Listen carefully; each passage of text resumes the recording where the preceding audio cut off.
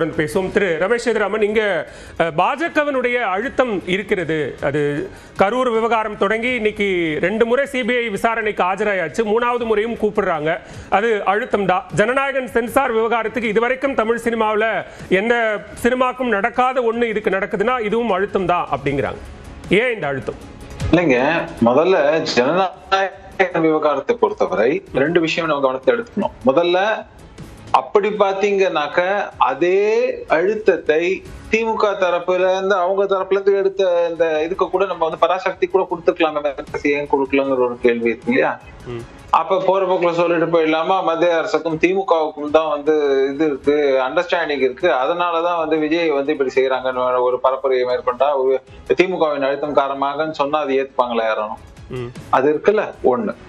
2வது முக்கியமா நீங்க கவனிக்க வேண்டிய விஷயம், இந்த விஷயத்துல கூட அவர் கோர்ட்டுக்கு தேவையில்லாம போனாரு. பராசக்தி டீம் போல இவங்க டீம் போனாங்க, பிரச்சனையை பண்ணாங்க, அது பிரச்சனையை இழுக்க வேண்டிய ஒரு நிர்பந்தம் ஏற்பட்டதுங்கிறதுல இருந்து நம்ம எல்லாத்தையும் பார்த்தோம். அப்புறமா வந்து அவங்க வந்து இந்த வழக்கை வந்து திரும்ப பெற்றாங்க, திரும்பவும் வந்து இவங்க வந்து இதுக்கு சென்சார் போர்டுக்கு போனாங்க. இந்த மாதிரியான விஷயங்கள் எல்லாவற்றையும் நம்ம பார்த்தோம். அவங்க வாதம் கடைசி நிமிடத்துல படத்தை வெளியிட விடாமல் தடை செய்தது, சம்பந்தமே இல்லாம குழுவில் சென்சார் குழுவில் இருக்கக்கூடிய ஒருத்தர் இதுக்கு அப்ஜெக்ஷன் தெரிவித்ததுதான் இவ்வளவு சிக்கல்களுக்கும் காரணம் அப்படின்றது அவங்களோட வாதம். இல்ல, அது அவங்களுக்கு ரைட்ஸ் இருக்குல்ல, நீதிமன்றத்தை தேடி போவதற்கான ரைட்ஸ் முழுமையா அவங்களுக்கு இருக்குல்ல, போவதற்கு ரைட்ஸ் இருக்குங்க. அப்போ அதுக்கான டைம் டிலே ஆகுமா ஆகாதாங்கிற கேள்வி இருக்குல்ல. நான் என்ன கேக்குறேன், யாரும் வந்து நீதிமன்றத்தை தேடி போக கூடாதுன்னு சொன்னேன்னா, இல்லைன்னா அது அவங்களுடைய சட்ட உரிமை கிடையாதுன்னு சொன்னேன்னா எதுவுமே சொல்லல. அப்போ நான் கேட்கக்கூடிய விவகாரம், இவங்க அந்த திருப்பதி நீதிமன்றத்தை போனா அதுக்கான டிலே இருக்குமா இல்லையாங்கிறது ஒரு கேள்வி. அப்புறம் ஏன் அவங்க வந்து வழக்கா வாபஸ் பெற்றாங்க அப்படிங்கிறது அடுத்த கேள்வி. சரி, இதையெல்லாம் தாண்டி இப்போ வந்து இது பண்ணும்போது முடிஞ்சிருக்கும், இன்னைக்கு ஏன் நடக்கலங்கிறதையும் நம்ம வந்து பொறுத்து இருந்தா, அவங்க தரப்புல இருந்தா விஜய் தரப்புல இருந்து சொல்லியிருக்காங்களா இந்த மாதிரி வந்து எங்களுக்கு இருந்த அழுத்தம் காரணமாகத்தான் இன்னைக்கு நடக்காம போச்சு, இது ஒரு அரசியல் அழுத்தம் இருக்குன்னு அவர் சொல்லியிருக்காரா? சொல்லல. சோ இன்னும் சொல்ல போனா அவர் நியாயமான இது பராசக்தி ஒரு பக்கம் ரிலீஸ் ஆகும்போது இந்த வெளிப்படையா சொல்லணும்னு எதிர்பார்க்கறீங்களா? இல்ல, அது வெளிப்படையா அரசியல் அழுத்தம் இருக்கு அப்படின்னு சொல்லணும்னு எதிர்பார்க்கறீங்களான்னு கேக்குறேன். என்ன புரியல? இல்ல, வெளிப்படையா ஒரு அரசியல் அழுத்தம் இருக்கு அப்படின்னு வெளிப்படையா சொல்லணுமா? ஆமா, அவருக்கு இருக்குன்னா அவர் தாங்க சொல்லணும். இன்னொரு முக்கியமான விஷயம், இப்ப நீங்க வந்து சொல்லும் போது இந்த ஜனநாயகன் விவகாரத்துல அதே நேரத்துல இன்னொரு படமும் ரிலீஸ் ஆகுது. அப்போ இன்னொரு விஷயமும் சொல்லப்பட்டது, பிரைம் தியேட்டர் எல்லாமே வந்து அந்த ஆளும் கட்சிக்கு சாதகமாக வரக்கூடிய படத்துக்காக ஒதுக்கப்பட்டது, அப்படி இல்லாத தியேட்டர்ஸ் எல்லாமே வந்து இந்த படத்துக்காக ஒதுக்கப்பட்டதுன்னு ஒரு பேச்சு அடிபட்டது. இல்ல, அவங்க வாதமே நீங்க இது விஜய் படம் அப்படிங்கறதுனாலதான் இதை முடக்குறாங்க, இது ரொம்ப திட்டமிட்டு பிளான்டா நடக்கக்கூடிய ஒண்ணுங்கிறது அவங்களுடைய வாதம். இல்ல, அது நீங்க வந்து விஜய நடிகரா பாத்தீங்கன்னா நீங்க அப்படி சொல்லலாம். கரூர் ஸ்டாம்பீடுக்கு யாரு காரணம்னு எடுத்தீங்கன்னா முதல்ல ஒழுங்கா முறையாக அங்க வந்து எல்லாம் இதுவாச்சாங்கிறத நம்ம பல மேடைகள்ல நம்ம பல விவாதங்கள்ல பேசி முடிச்சிட்டோம். அதுக்கு யாரு மத்திய அரசு காரணமா? இங்க இருக்கக்கூடிய மாநில அரசு தான் குறை சொன்னாங்கன்னு சொல்லிட்டு விஜய் தரப்புல இருந்தா சிபிஐ விசாரணை கேட்டார்கள். தயவு செஞ்சு புரிஞ்சுக்கோங்க, அவங்க தான் சிபிஐ விசாரணைன்னு கேட்டாங்க. அந்த சிபிஐ விசாரணை சீக்கிரம் முடிக்கணும் அப்படின்னு சொல்லும் போது அந்த விசாரணை இப்ப என்ன சார் நீங்க சொல்ற வாதம் சரி திரு ரமேஷ் சேதுராமன், அவங்க தான் சிபிஐ விசாரணை கேட்டாங்க. நான் வரேன் திருமதி வண்ணன், இங்க 2 முறை விசாரணைக்கு ஆஜராயிட்டாரு. அடுத்தடுத்து இந்த சீக்வென்ஸ் தொடர்ச்சியா நடக்கிறது. இன்னைக்கு நடக்க இருந்த ஜனநாயகன் சென்சார் விசிட்டுக்கான அந்த கமிட்டி ஆய்வு நடக்கல, உடனே நாளைக்கு சிபிஐ சம்மன் பண்றாங்க அப்படின்னும் போது இந்த செயின் ஆஃப் ஆக்ஷன்ஸ் தான் அவங்க கேள்விக்குள்ளாக்குறாங்க. இதுதான் அழுத்தம், அவரை கூட்டணியை நோக்கி உள்ள கொண்டு வரதுக்கான அழுத்தமா அப்படின்னு ஓபனா கேக்குறாங்க.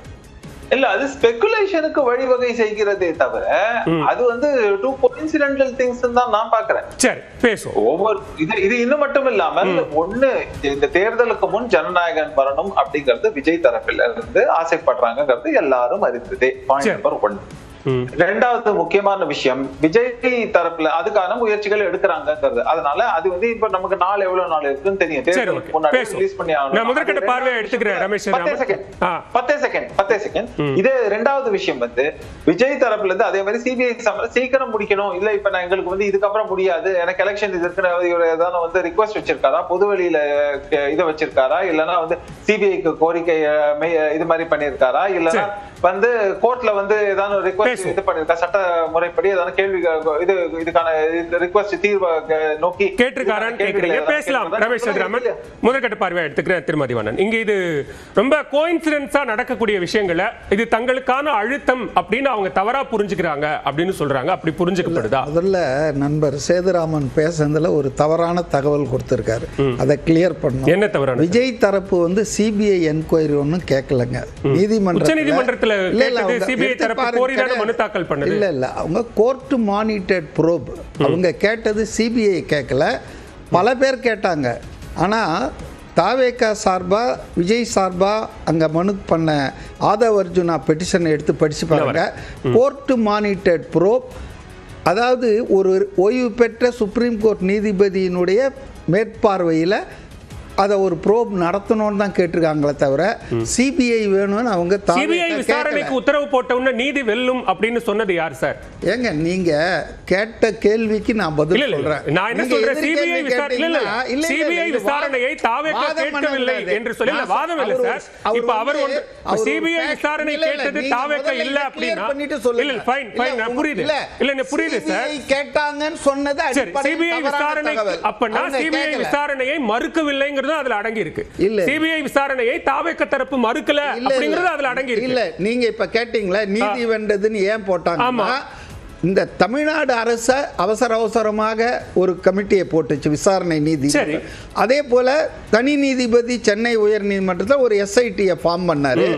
இது ரெண்டும் வந்து முறையாக நடுநிலையாக செயல்படாது என்பதால் தான் அவங்க சுப்ரீம் கோர்ட்டுக்கு போனாங்க. அந்த தடுக்கப்பட்டது நீங்க முடிச்சிங்கன்னு சுப்ரீம் கோர்ட் சொல்லிச்சு. போதும், அந்த ஒரு நபர் ஆணையமும் வேலையை முடிங்க. அதே போல கர்க் தலைமையிலான அந்த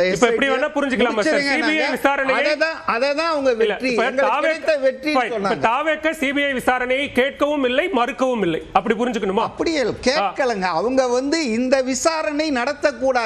மத்திய அரசினுடைய கைப்பாவையாக சிபிஐ செயல்படுதுங்கிற குற்றச்சாட்டை முன்வைத்தவர் தாவேகா தலைவர் விஜய். அப்ப சிபிஐ விசாரணை போடும்போது அதை மறுக்கல இல்லையா? இல்ல நான் ஒன்னு சொல்றேன். அதாவது வந்துங்க மாநில அரசு போலீஸ் தான் இதுல தவறு இழைத்திருக்கிறது.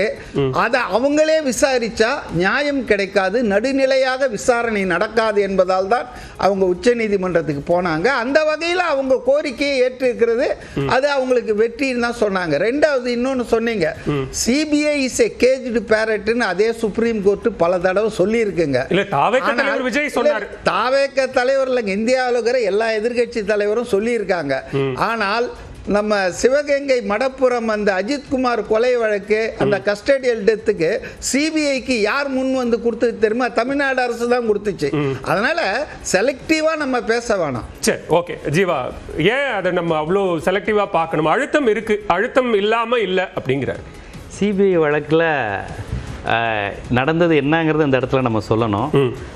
அந்த போய் இறந்து போனாங்கல்ல அந்த அப்பாவி ரசிகர்களாக அந்த நடிகரை பார்க்க போன கூட்டமானு தெரியல, அவர்களிடம் போய் உங்களுக்கு ஆதார் கார்டு வாங்கி தரோம், பணம் கவர்மெண்ட் வந்து வாங்கி தரோம்னு சொல்லி யார் அந்த அப்போ வந்து அந்த குழந்தைய கவனிக்கவே இல்லை, அவன் எங்கேயோ ஒய்ஃபை விட்டு போயிட்டான், அவங்ககிட்ட பொய்யா கையெழுத்து வாங்கி சிபிஐ கேட்டாங்க. இதை வந்து கோர்ட்லேயே பதிவாயிருக்கு.